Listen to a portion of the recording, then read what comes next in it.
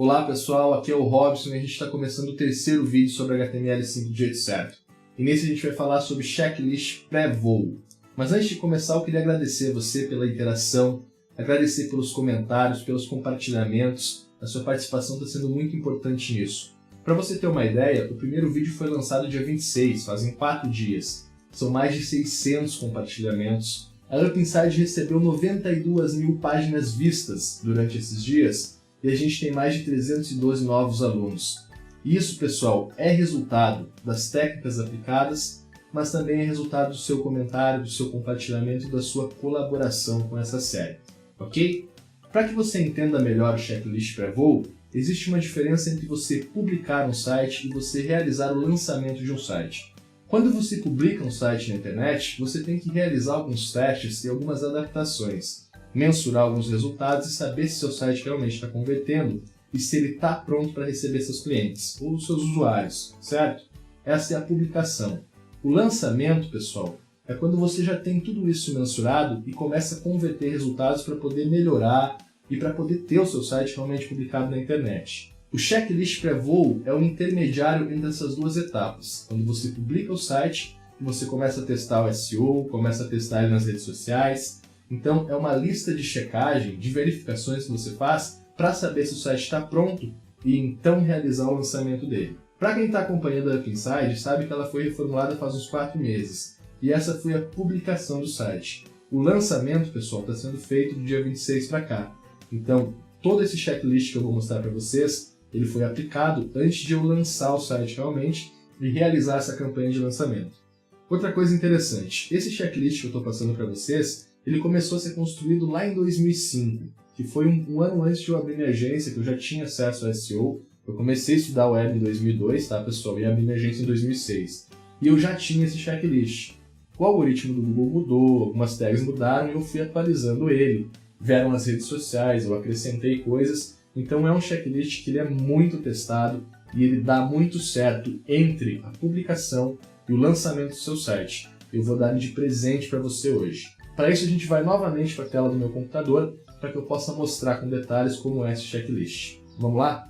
Bom, pessoal, antes de começar o nosso pré-voo, é preciso que você entenda esse checklist. Ele é composto em uma lista de verificação, ou seja, quando a gente inicia um projeto com um cliente ou inicia o nosso próprio projeto, a gente tem um objetivo. A gente faz um projeto em cima disso e define algumas metas que devem ser concluídas. Através dessas metas, a gente pode criar um mapa mental para ir executando elas. O checklist pré-voo trata de outros vários checklists, que são compostos em ordem de desenvolvimento. Dentro da técnica HTML5 do jeito certo, a gente tem checklists para servir otimização, para aplicar protocolos de redes sociais, e assim quando você fizer um compartilhamento você consegue definir qual conteúdo vai ser compartilhado. Existem checklists para que você possa converter metas claras em cada arquivo do seu site individualmente, e toda a técnica, em todos os pilares, a gente tem esses checklists para auxiliar a gente a desenvolver um site que sempre vá converter em um lançamento de sucesso. São muito importantes no desenvolvimento. E o pré-voo, em específico, ele é feito para você verificar todos esses checklists. Então quando a gente faz a publicação do site, a gente aplica o pré-voo para poder verificar se todas essas metas foram cumpridas, se a otimização e o conteúdo e todo o resto do nosso site faz sentido e está sendo servido de forma correta. É para isso que serve o checklist pré-voo.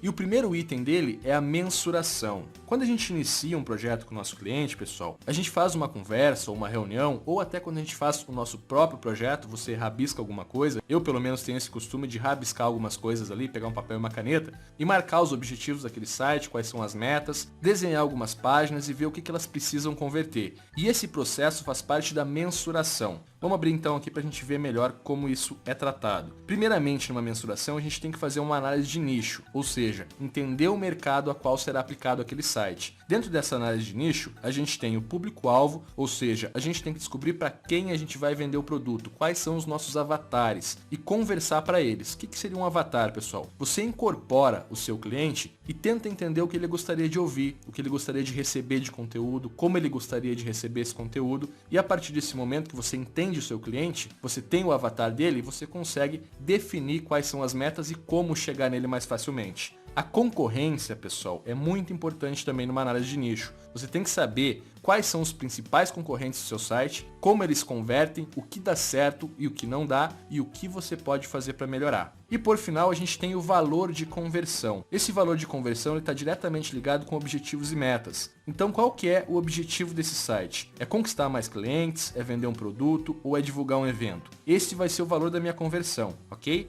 O cliente, pessoal, é a meta que mais tem valor em uma conversão, porque através dele a gente amplia a chance de vender um produto, de divulgar um evento, de construir uma lista, entre outros vários. Então sempre mensure o cliente como o principal objetivo de conversão no seu site. Seja por newsletter, seja por um cadastro, por onde for você tem que conquistar clientes. E por fim, a gente tem que mensurar as redes sociais do nosso projeto. Se a gente já tem uma rede social, se vai ser construída, qual a presença que a gente vai ter ou já tem, qual o tipo de engajamento a gente está oferecendo, se a gente vai conseguir conversar com os nossos clientes através das redes, obter compartilhamentos, curtidas, como que vai ser essa relação entre cliente dentro da rede social. E por fim, a gente tem a média de resultados. Isso aqui se aplica quando você está pegando um projeto que já tem presença nas redes sociais. E é muito importante que você faça isso, pessoal, antes de pegar o projeto. Você vai fazer o quê? Você vai entrar nas redes sociais e vai ver qual a média de likes ele recebe por posts, por semana e por mês, quantos compartilhamentos são computados no mesmo período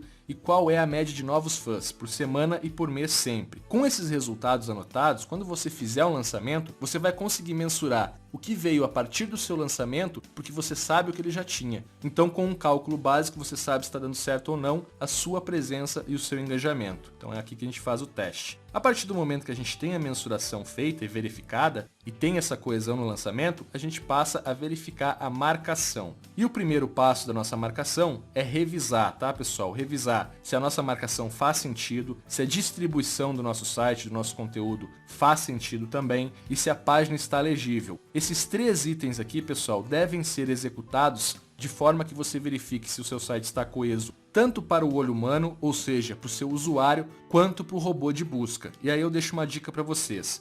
No Google Chrome, você pode ir aí no Store e baixar o Outliner, tá? Que é um plugin que você simplesmente clica nele dentro de uma página e você consegue verificar a semântica e o sentido da semântica, né? Se aquela relação, se a hierarquia está certo. Então, através desse plugin que a gente consegue mensurar isso aqui e verificar se realmente a semântica está certa. E isso para o robô. Se ele faz sentido na marcação e na distribuição para o seu usuário, vai ser no design, na interação, se as páginas têm metas claras e se todas elas têm uma conversão realizada. O que seria a conversão, pessoal? São as metas então que você tem dentro de cada arquivo. Você serviu as metas, ou seja, a sua página de contato tem uma meta, realizar um contato, certo? Uma página de venda dentro de um produto também tem uma meta. Mas e as outras? O seu post tem uma meta? Sempre você tem que configurar uma meta para que uma visita deixe de ser só uma visita. Ela passe a se tornar uma conversão, um resultado positivo, um novo cliente que vá fazer o seu engajamento cada vez mais crescer na internet. A gente tem que ter crescimento constante. Você checou a semântica dessa meta? Ou seja, dentro de um blog você quer receber um comentário. Isso está servido na semântica? Você está servindo isso aí para o Outliner? Tem que verificar isso também, tá, pessoal? E a conversão está intuitiva? Ou seja, quando o seu cliente entra no seu site, ele sabe que você quer que ele comente? Ou ainda ele sabe que você quer que ele se cadastre numa newsletter? Tem que ficar intuitivo sempre. Você tem que ter conversão clara, ok? E por fim, a nossa relação. Quando você cria uma página, você está recuperando leads? Para você entender melhor, pessoal, leads são contatos que você recolhe de pessoas que estão interessadas no seu conteúdo. Então a gente tem que saber se o nosso site está recuperando leads, qual é a frequência, tem que melhorar sempre isso. Isso você sempre vai testar para melhorar. Tá? Quanto mais leads, melhor sempre. Você serviu uma entrada em todas as páginas para esse lead? Ou seja, se o seu lead vai ser coletado através de um newsletter, em todas as páginas você tem um campo em algum lugar que seja intuitivo ele deixar o e-mail dele? E por fim, existe uma isca? Isso aqui é muito legal, pessoal. Sempre que você tem uma isca digital, você tende a converter em muito mais leads. O que seria uma isca? Você está dando algo em troca para o seu cliente se cadastrar no seu site. Pode ser uma área de membros, que ele vai ter acesso a mais conteúdo. Você pode bolar um e-book para ele poder baixar de graça, caso ele se cadastre, entre outros vários produtos que você pode oferecer. Geralmente é um produto digital, porque não vai te gerar custo nenhum, e você oferece algo de bom para que ele se cadastre e deixe o e-mail dele para que no futuro você possa mandar newsletter, para que você tenha um engajamento maior e para que ele vire seu cliente. Tá? Sempre meta de conversão, ter mais clientes. Depois que a gente fez a marcação e mensurou se o nosso site está pronto para receber nossos usuários, é hora de verificar o setup do site. O que é o setup, pessoal? É aqui que a gente vai fazer toda a mensuração, vai conseguir entender os resultados, vai poder coletar o que o nosso site está recuperando para poder melhorar, fazer testes. Enfim, através do setup você consegue criar dados e estatísticas para poder melhorar ainda mais o engajamento do seu site. E o primeiro passo, pessoal, é criar a conta do site. Se o site é seu e você já tem uma conta Gmail, tudo bem, pode usar para projetos seus. Sempre que você for criar um site para um cliente seu, crie uma nova conta de Gmail para aquele site. Por quê, pessoal? Porque através do Gmail, criou uma conta de Gmail aqui, você vai criar o Google Analytics, vai criar uma conta para esse site, vai criar o Webmaster Tools. Se o cliente solicitou anúncios, você vai criar o Google AdSense. E se você for fazer campanha paga no Google, o Google AdWords. E o Google Analytics, ele só se conecta com essas contas se elas estiverem na mesma conta de e-mail. Então isso aqui é uma dica muito importante. O seu site tem que implementar através de uma conta de e-mail para todos os serviços do Google. Com a conta do seu site pronta, então, é hora de a gente implementar o Google Analytics. Aqui a gente vai fazer o seguinte, primeiro passo, tá, pessoal? Sua página de contato, quando alguém entra em contato com você, ela geralmente vai redirecionar para um bem-vindo. Ou vai ter alguma coisa que identifique que o seu usuário entrou em contato com você. A meta mais simples é você passar para um /contato enviado. Quando é um cadastro, você redireciona para um /bem-vindo. E a partir daí você consegue configurar metas no Google Analytics para realizar os funis. Então você pode construir lá funis de entrada, que é um registro de um novo usuário. Funis de venda, por exemplo, o seu usuário clicou para comprar um produto, ele foi para o checkout. E depois de checkout, ele foi para o payment. Então você tem um funil. Seu usuário, para realizar aquela meta, ele vai ter que ir de uma página para outra. Você consegue configurar isso aqui como uma meta no Google Analytics e toda vez que isso acontece, ele computa mais um para você poder mensurar os resultados e melhorar cada vez mais. Além disso, tem funil de assinatura e tem vários outros funis que você pode configurar lá. Mas é muito importante que você configure isso antes do lançamento, para você poder mensurar se está dando certo a sua estratégia. E aí, por fim, a gente tem aqui o criar filtros se preciso. Quando você quer excluir algum tipo de resultados, tem os filtros aqui, tá? Então isso aí é uma dica básica também. Você não quer que algum site mensure resultados para você ou converta, você pode criar um filtro e excluir esses resultados. Fechando então o nosso Google Analytics, é hora de implementar o Webmaster Tools. Esse passo também é muito importante. É aqui que a gente vai configurar o Sitemaps para informar para o Google quais as URLs existem no nosso site. Não só para o Google, tá, pessoal? Para outros mecanismos de busca, todos eles trabalham com o Sitemap. A gente tem metas para servir, metadados, tudo bem, mas quem informa realmente, quem faz a indexação do seu site na web é o Sitemap. E quando você cria um Sitemap XML, você pode a partir dele criar um gzip e fazer o upload dos dois lá para o Google Webmaster Tools, fazer a configuração para converter. Aqui tem uma dica importante que eu quero deixar para vocês também. Sempre que for construir o gzip, ele não pode passar de 10 MB, tá? Ele tem que ter esse máximo de tamanho e não pode ter mais de 50 mil links. Como é que a gente costuma resolver isso, pessoal? Se o site tem mais de 50 mil links, quer dizer que ele tem muitas categorias. E aí você pode separar o sitemap por categorias. Se for um blog só de uma categoria, que eu acho muito difícil de acontecer, e se tiver acontecendo isso é porque o SEO não está correto, porque a gente tem que categorizar o conteúdo, mas enfim, se acontecer, o que você pode fazer é excluir os resultados mais antigos, fazer os sitemaps de posts que tenham aí até 4 ou 5 meses aí de publicação. Tá? Então você consegue limitar isso aqui com essas técnicas. Fez o sitemap, você tem que servir um RSS, tá, pessoal? O feed é muito importante para você construir público.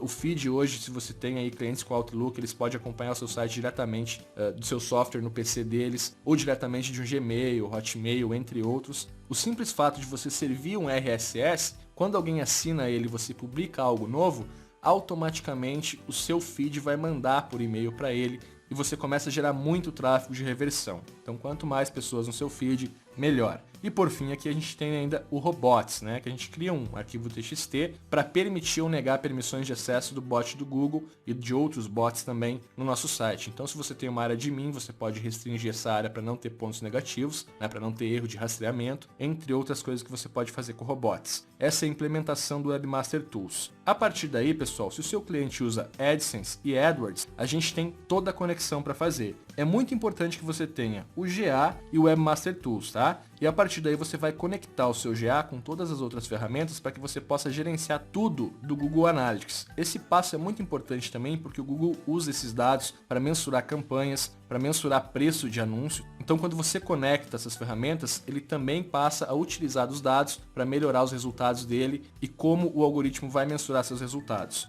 Nos meus projetos, pessoal, eu costumo fazer só esse setup primeiramente, fazer o lançamento e um mês depois que eu já mensurei os resultados, que eu já configurei todas as metas, porque no Google é mais fácil de você alterar um resultado, tá?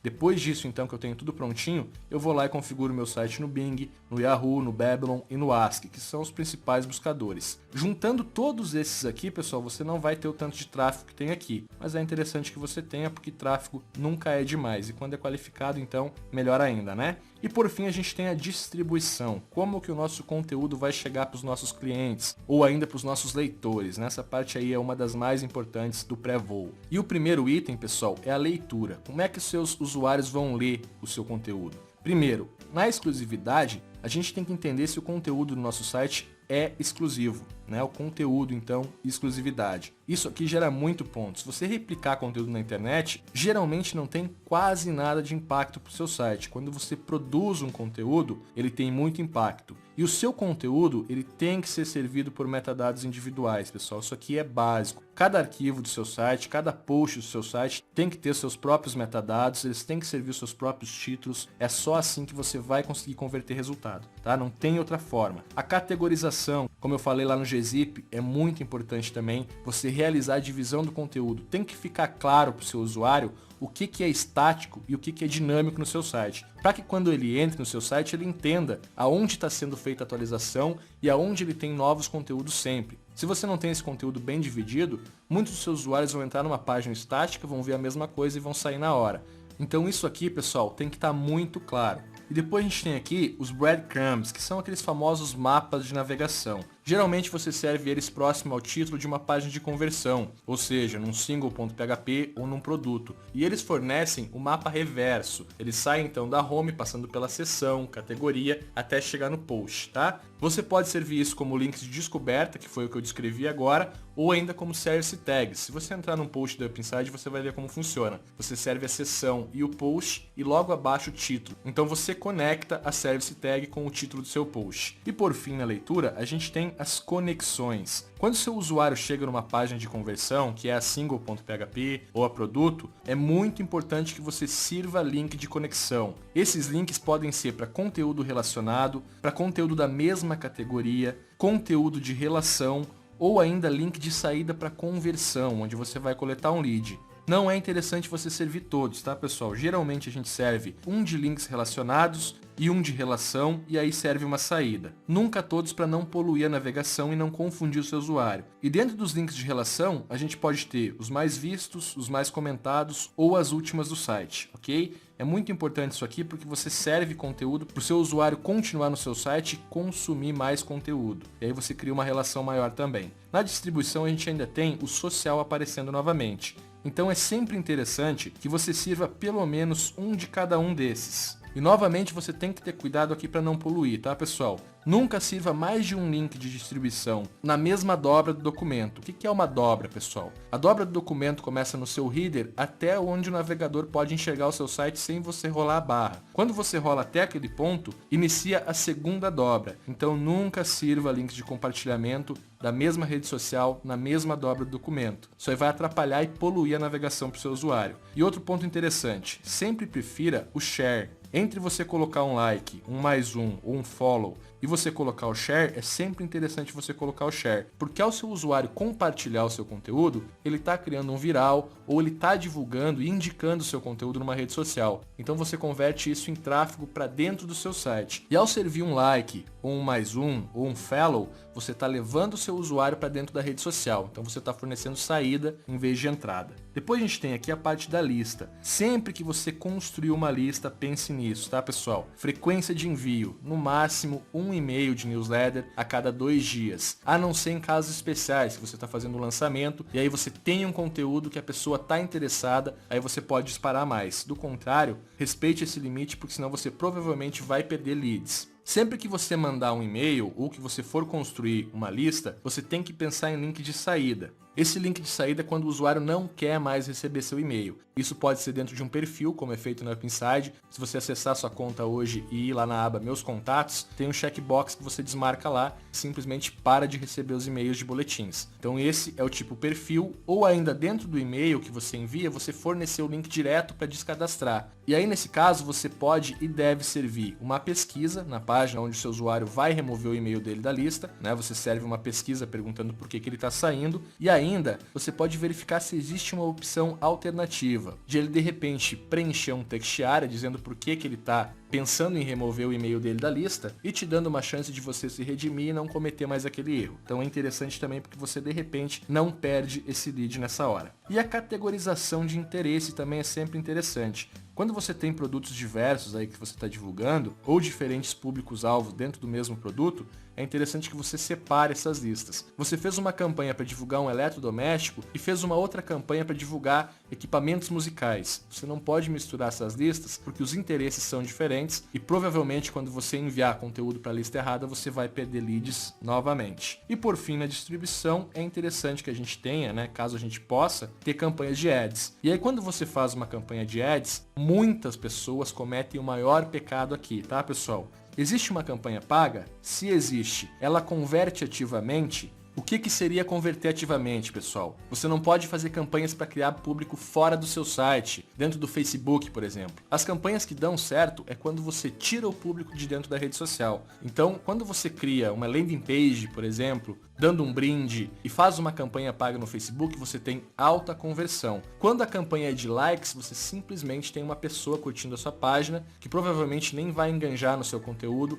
e você não vai ter ad rank suficiente para chegar nela nas próximas publicações, e sempre que você for fazer uma nova campanha, você vai pagar mais, porque você tem que pagar para divulgar para essa pessoa que às vezes nem está interessada no seu produto, tá? Então sempre que for fazer uma campanha paga, você tem que pensar em coletar leads para o seu site e não o contrário. E aí, por fim, é interessante você saber se está construindo listas. Cada campanha você faz uma lista diferente, dependendo do assunto depois você pode conectar, mas sempre organize uma campanha com uma lista diferente. Depois que a gente faz toda essa lista, pessoal, aí sim a gente está pronto para fazer uma campanha maior e realizar o nosso lançamento e com certeza, pessoal, não tenha dúvida, você vai ter sucesso nesse lançamento se você seguir esses passos básicos, tá? Obviamente, cada um desses itens aqui, ó, eles têm um checklist de desenvolvimento dentro da técnica HTML5 do jeito certo, que mostra passo a passo como você fazer tudo isso aqui. E é isso que é interessante nessa técnica também. E depois que você fez todos esses testes, mensurou os resultados aí por 1 ou 2 semanas no mínimo, aí é a hora do lançamento. E depois que você lança o seu site, você vai testar, testar e testar. Sempre tentando melhorar o SEO, atingir mais pessoas, coletar mais leads. E que a cada técnica que você aplica, a cada pilar que você constrói, o seu site vai crescendo cada vez mais e te dando mercado para crescer, porque você está coletando informações para você e não distribuindo para os outros. Então esse, pessoal, é o nosso checklist pré-voo. E é isso aí, pessoal. Concluímos então mais um vídeo da série HTML5 do jeito certo. Tenho certeza que você vai tirar bom proveito desse checklist que eu estou dando de presente para vocês. Se você não viu os outros vídeos ainda, tem um link aqui em cima. No primeiro vídeo eu falo sobre os pilares e explico como a técnica nasceu. E no segundo vídeo eu apresento todas as técnicas e ferramentas utilizadas. Se você está gostando do que você está vendo, pessoal, eu tenho um convite muito especial para você. Eu estou lançando o curso Work Series HTML5 do jeito certo por esses dias. E no próximo vídeo eu vou falar sobre ele e vou lançar uma oferta especial para essa turma que vem acompanhando esses vídeos. Então, se você está interessado, não perde o próximo vídeo. Eu vou te avisar por e-mail, tá? Novamente, muito obrigado pelos comentários, muito obrigado pelos compartilhamentos e, se possível, deixa o teu comentário e compartilha esse vídeo também. Um forte abraço e até o próximo vídeo.